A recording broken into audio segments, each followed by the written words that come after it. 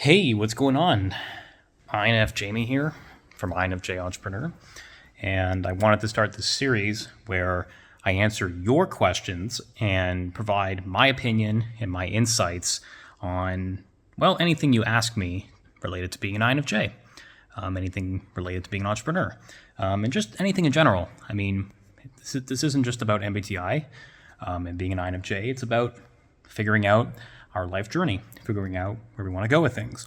And I got a question asking about how one of my followers asked, how can they stop self-sabotaging, overthinking, and being a perfectionist with trying to start a business at 35? They told me that they're in a rough situation and they really want to build a business. Kind of rephrasing the message just to keep it a bit more anonymous. But it's a really good question because INFJs are very prone to overthinking. We're very prone to getting stuck in our head, and we tend to make simple things very complicated things. I don't typically use a lot of theory in breakdowns. I like to talk more about why we do stuff normally, and I relate to myself. Over the years, for me, very big breath there, it's been hard to really establish an understanding of how I got to where I am today. A lot of things have happened, and things accelerated over time. But when it comes to starting a business, you have to really first figure out, do you know what it is you're selling? Do you know what it is you're doing? And is what you're trying to offer to your audience or said niche and industry something that's wanted? So if you're selling something like fitness coaching, or you're selling something like personal training, or maybe you're selling t-shirts, or maybe you're selling your art. It could be anything, things on Etsy. It could be, little sewn objects. It can be tags. It can be flowers. You're starting a floral business. Whatever it is you're doing, you have to first figure out, is this thing already popular in that industry? And is it already established as something that people are buying in a mainstream sense? And if the answer is yes, then you're in a good spot because you have the ability to take money from that industry and from those people interested, those leads. The only problem is, how do you get those leads? How do you get people to look at you and say, wow, I want to buy things from her? Well, there's a couple ways. Depending on the business, obviously, you have to create social media presence. You have to be seen. You have to be heard.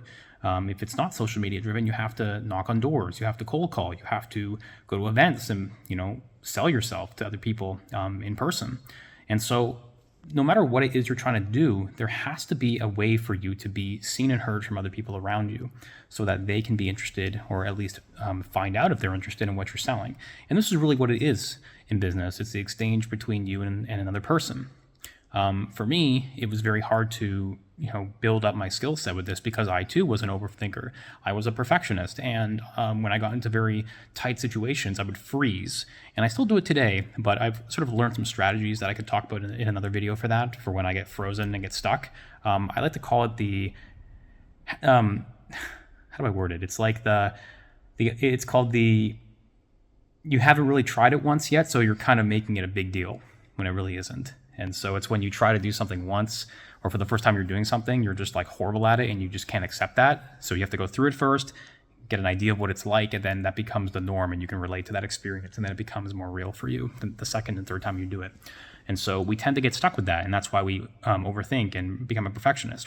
Now, self-sabotage, though, in particular, by the way, just to touch on that comes more specifically from it comes from us being in a position where we're comfortable being, and we're unable to break free of that because we don't want to take the steps necessary to do said actions, do said things or steps to get us away from that. So like if we're used to sitting inside all day and watching TV from 12 until 8 p.m. because we're not working or we're just lazy, then that's probably more comfortable than actually going out and delaying gratification and doing the work. Now, for some of us, that might not be a problem. The problem is we're doing the work too, and we're not getting the leads, we're not getting the sales. And so the real problem is, once you have established something that you want to sell and has market value and people are interested in it, how can you differentiate from the crowd, and how can you make sure that everything you're trying to do and sell as a business or an entrepreneur is is priced properly? Are your socials looking right? Are you talking about everything you need to talk about on either TikTok or Instagram? Do you have a Facebook page if you're like a local business, right? Do you have all these, I call them default basics, put in place, right? There's sort of like a catch-up mechanic that everyone has to do in business and with social media, where there's a norm. There's like a flatline normal level where you have to be, and everyone's up here flourishing because they've been doing this for so long. But then those of you who are, or those of us who are starting and not used to that, we have to catch up to that and rise with the right experiences. Hence why you hire someone to give you guidance. You hire someone for mentorship. And it's not because you need some person ahead of you to make you feel bad. It's just you need someone to save you time and guide you. It's kind of like hiring team members. If there's someone's really good at marketing and creatives and front-end sales and like you suck at that, why would you want to waste your time doing that when you can hire someone? Now, obviously that costs money. So if you have to do all the selling, it's going to be hard.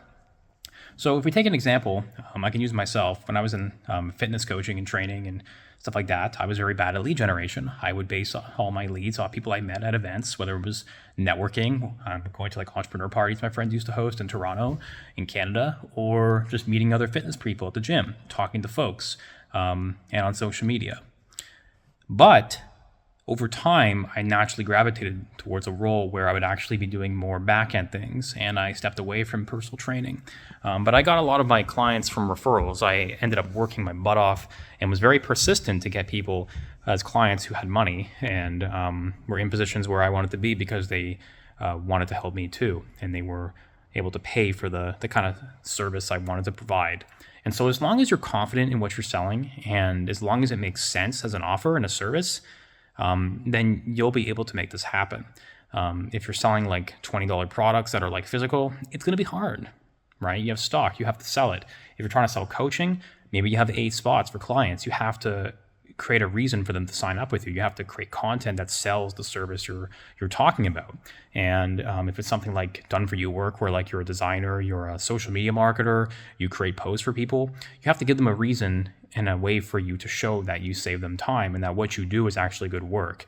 I've talked to a lot of people who hire social media marketer VAs and people who like do things for them, and it's just complete crap because it's not the quality they're looking for.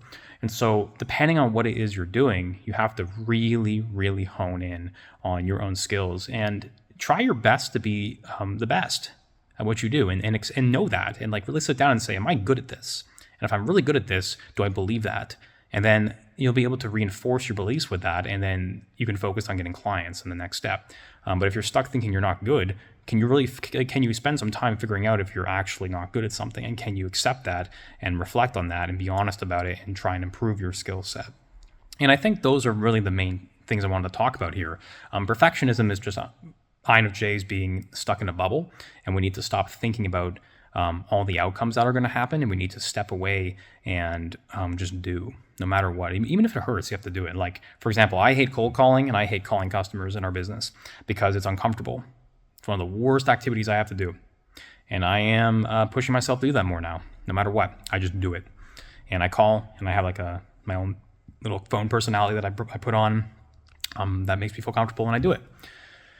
And usually once you do it once, you feel better about it, like I mentioned. Overthinking, though, is really just us overanalyzing, and we need to step away from overanalyzing, and we need to write down what are the worst things that can happen from this. So what are the things that can go wrong if I try and do this? And how does that make me feel? And then you can also write down, so like, what if I do this? What outcomes come from this? And then if I don't do this, what outcomes come from this? And you'll be able to see on the paper, like you make like a left and right column, with the pros and cons of doing it and not doing it, or the outcomes of doing it and the outcomes of not doing it. And you'll quickly see that by not doing it, you're giving into comfort and instant gratification, or doing something else to distract you. And then if you actually do it, you step into delayed gratification, and you step into winning, because winning is the best thing. I believe that we are all winners, but we are only going to be winners if we actually take action and do something. And I only got to this point with a business that's heading towards like $1 million a year and stuff like that, by putting in the work, but also being able to work with people who can help build and scale a company like that. And so, $1 million business is not impressive in my eyes at this point, because $1 million is not a lot of money. I mean, it is money, it's a lot, but like in scale of what money can buy these days. Like it's changed a lot over the years, and that's what I refer to. But I'm very proud of that. And I set a goal too, and which is another thing, setting goals that are realistic but challenging, right? Like INFJs, I find we'll set good goals, but like I'm very like relaxed. Like I always did things in a form of like comfort, but also for freedom. And I wanted to know that I actually am in my own world and zone. And when I'm feeling that flow, I think you probably know what I mean by that when I say flow, that feeling of like comfort and relaxation, then you can show up and do the work and figure out a way to make things happen. So I know this video is not really like a step-by-step guide on how to do things. It's very individualized. It's not like, oh, here's like the magical answer for everybody in the world. No, it's very unique to you because you're somebody who has specific individual concerns, right? Like you grew up differently than me. You might be a male or female. You might have different parents and different ethnicity, different age bracket, right? You may have had kids if you're a woman, and you might have other responsibilities, whereas I don't have that. So it's like everything you go through in life and we go through creates that outcome, and more so the reality that we have to do this with. And so all of this plays into it. So the real TLDR for this, which I should have said at the beginning, is to stop overthinking. You have to write out the pros versus cons and see that by doing it, it's actually better than not doing it. Perfectionism. Your work's going to be shit in the beginning anyways, which I never even mentioned. Like, it might be good, but it might be bad. Just start and then improve from there, and you'll feel better because that's a foundational type of thing. And then the self-sabotaging, you're just used to being comfortable in your own world. Step away from that. Try doing something today that's uncomfortable, just once. Like, go to the coffee shop and get a coffee and be the first one to engage and ask them questions if you don't do that, right? It might seem crazy. You might have anxiety about it, but you might be able to prove to yourself that you can do something, and then you can use that energy to propel you forward. So that's my advice.